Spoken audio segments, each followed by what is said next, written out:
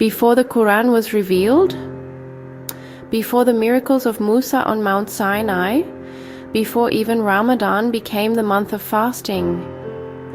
There were 10 nights that Allah Himself chose above all others, 10 nights that witnessed sacrifice, revelation, and the perfection of Islam. Do you know what they are?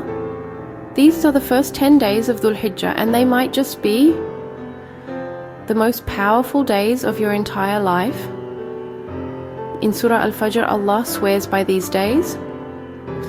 He says, وَالْفَجْرِ وَلَيَالٍ عَشْرٍ by the dawn, and by the 10 nights. The Mufassirun, the scholars of Quran, agree these are the first 10 days of Dhul Hijjah. The Prophet said, there are no days in which righteous deeds are more beloved to Allah than these 10 days. Let that sink in. Not even the last 10 nights of Ramadan match these 10 in reward for good deeds. So why are these days so powerful? Let's go back into prophetic history. On the 8th of Dhul Hijjah, Ibrahim A.S. received a vision. He was sacrificing his son. On the 9th, the dream came again. On the 10th, he laid Ismail A.S. down. And just as the knife touched his neck, Allah replaced him with a ram. This wasn't just obedience, this was pure, unmatched submission to Allah's will. And so on every 10th of Dhul Hijjah, we follow his legacy. We perform Qurbani not to feed people only, but to declare we too submit to Allah.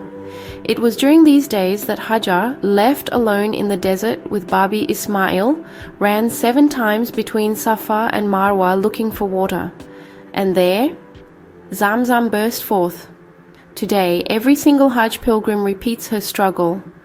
A mother's legacy turned into a divine ritual. Later, Ibrahim and Ismail, Isis, would raise the foundation of the Kaaba, and Allah ordered, call mankind to Hajj, they will come on every lean camel from every distant pass. And they did, and they still do. Did you know Musa A.S. was called by Allah for 30 nights and then 10 more were added? Those extra 10, according to scholars, were the first 10 days of Dhul Hijjah. During these days, Musa spoke to Allah directly on Mount Sinai. Revelation, communication, divine nearness. On the 9th of Dhul Hijjah, during his farewell Hajj, the Prophet stood on Arafat and delivered a sermon that would echo for eternity. He declared the sanctity of life, the end of racism, women's rights, and then Allah revealed, Mikey, this day I have perfected your religion. Islam was complete in Dhul Hijjah. So what can you do in these 10 golden days? Fast the first 9 days, especially on the 9th, the day of Arafah. The Prophet said, fasting on the day of Arafah expiates the sins of the past and coming year. Increase dhikr, say Subhanallah, Alhamdulillah, La ilaha illallah, Allahu Akbar constantly. Pray tahajjud, make dua. These days are beloved to Allah. Don't let them slip by. Give charity, feed the poor, support orphans, sponsor a Hajj, even if it's $1, Allah multiplies it in these days. Qurbani on the 10th, follow the sunnah of Ibrahim as, make it personal, make it meaningful. Ramadan gave you discipline, but Dhul Hijjah gives you identity. You were born into the legacy of Hajar, Ismail, Ibrahim, Musa and Muhammad. This is your time to connect with them. These 10 days can transform your heart if you let them. So here's your mission. Fast, pray, sacrifice, forgive, remember Allah. And on the 10th day, celebrate the Eid of submission.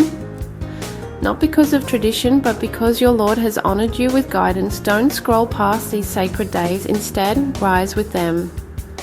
And maybe, just maybe, Allah will write your name among the forgiven. Start today. Start now. If you found this video powerful, share it with at least 3 people. Earn the reward of their good deeds in these 10 days. Like, subscribe and turn on the bell. More spiritual gems are coming soon. Make the next 10 days the most meaningful of your life. These days are not just about ritual, they're about renewal. They're about remembering who you are and whose you are. Every fast you keep, every prayer you offer, every act of charity you perform in these blessed days connects you to a chain of believers, stretching back to the very foundations of our faith. When Ibrahim a.s. raised his hands to sacrifice what he loved most, he didn't know he was setting the template for submission that would echo through eternity. When Hajar ran between those hills, she didn't know she was creating a ritual that millions would perform. When Musa a.s. climbed that mountain, he didn't know those 10 days would become a bridge between earth and heaven. But you know the power of these days, you know their history, you know their potential. The question is, what will you do with this knowledge? These 10 days are your invitation to greatness, your chance to join the ranks of those who submitted completely to Allah. Your opportunity to transform not just these days, but your entire life.